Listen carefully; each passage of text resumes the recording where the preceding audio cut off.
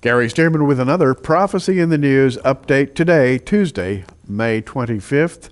From Debka File, we have an interesting article headlined, IDF Northern Commander, quote, Israel can be ready to fight within hours.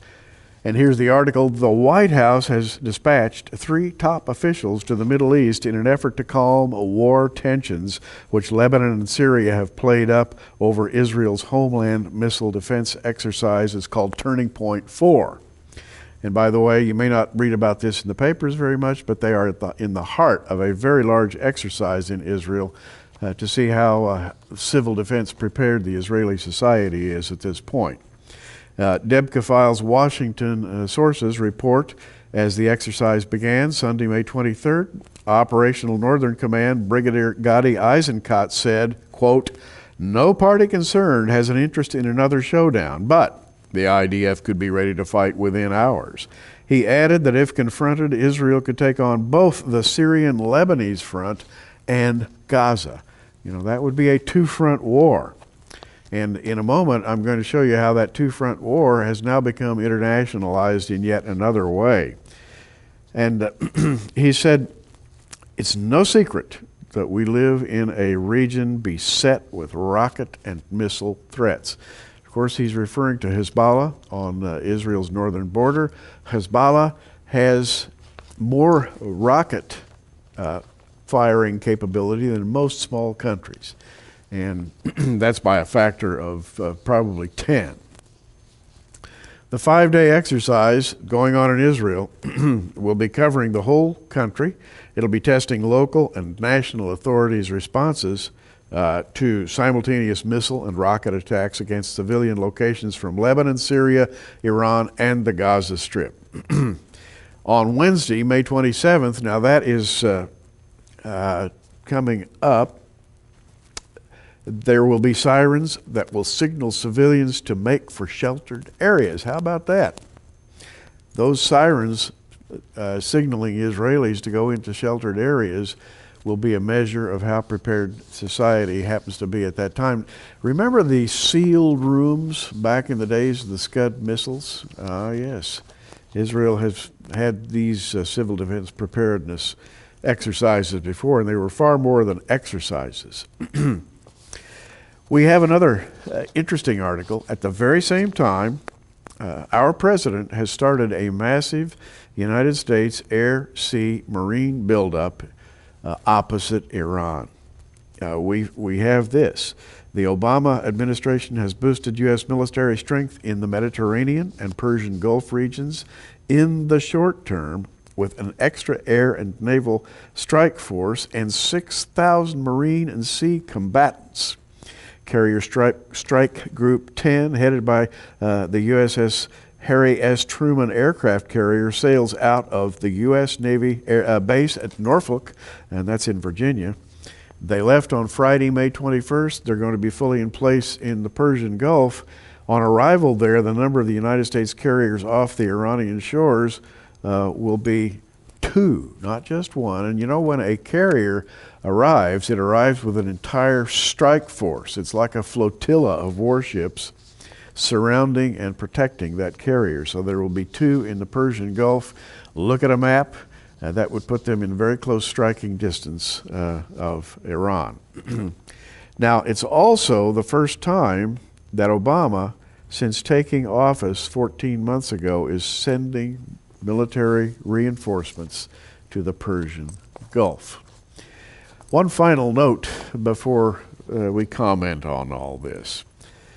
You may recall that recently the Turkish government informed Iran that they were willing to take on and refine some of Iran's high-grade uranium and boost its capacity or boost its capability up to that of plutonium-238, which could then be used to make nuclear weapons. The Turks now are in the action in support of Iran. Up to now, they have been, shall we say, kind of neutral. In fact, even pro-U.S.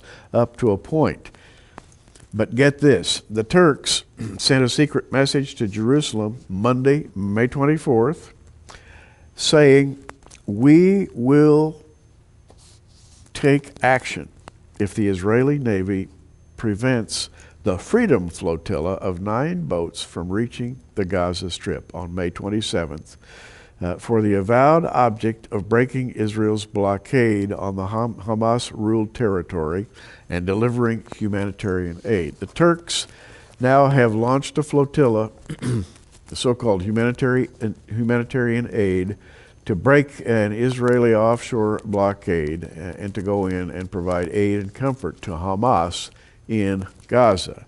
Well, that's what Turkey is doing. They're encouraged to do it because the United States lately has sort of signaled to the other countries in the region that it's slackening off in backing Israel, thereby giving Israel's enemies the chance to step forward and fill the gap, which they are doing.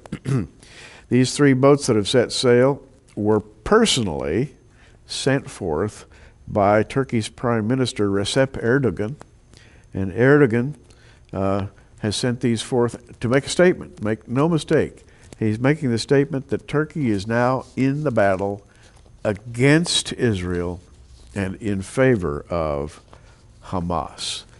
It's hard to imagine a tighter situation developing. I believe that Zechariah writes about this situation, and it's a situation, and I believe that you can make a very good case for the fact that Zechariah's prophecy in Zechariah 12:4 is leading into what we generally call the day of the Lord or the great tribulation. He says, "In that day, saith the Lord, I'll smite every horse with astonishment, and his rider with madness." And of course, the horses and riders referred to here are invaders against Israel. "And I'll open mine eyes upon the house of Judah, and will smite every horse the people with blindness. And the governors of Judah shall say in their hearts, the inhabitants of Jerusalem shall be my strength in the Lord of hosts their God.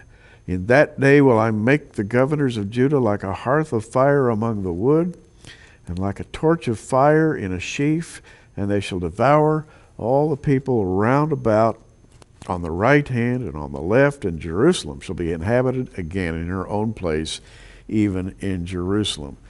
Zechariah's prophecy, I think, leads up to the tribulation and moves into the tribulation. And I've always been curious about this phrase, the governors of Judah. The governors of Judah shall say in their hearts. Now, that term governors in Hebrew is eluf or elufim. And an eluf in the Israeli IDF, in the Israeli army, it would be a lieutenant colonel. So it's a measure of military rank. Eluf also means a civilian leader. It can be translated either way. So we're talking about here, I think, a latter-day situation in which the high command of Judah shall say in their heart, the inhabitants of Judah shall be my strength in the Lord of hosts, their God. We're seeing the preparation right now. We're seeing Ankara sending aid and comfort to Hamas. We're seeing Syria send aid and comfort to Hezbollah on the northern border. We're seeing an IDF northern commander, and remember his name, that would be a gentleman by the name of Gadi Eisenkot. As the fighting gets fierce, you might hear his name again. And he's said, we could be ready to take on the Syrian-Lebanon front and Gaza at the same time. And he said, we could be ready to fight within hours. Well, we're watching. You should be watching too. And as we always say, keep looking up. Gary Stearman with another Prophecy in the News update.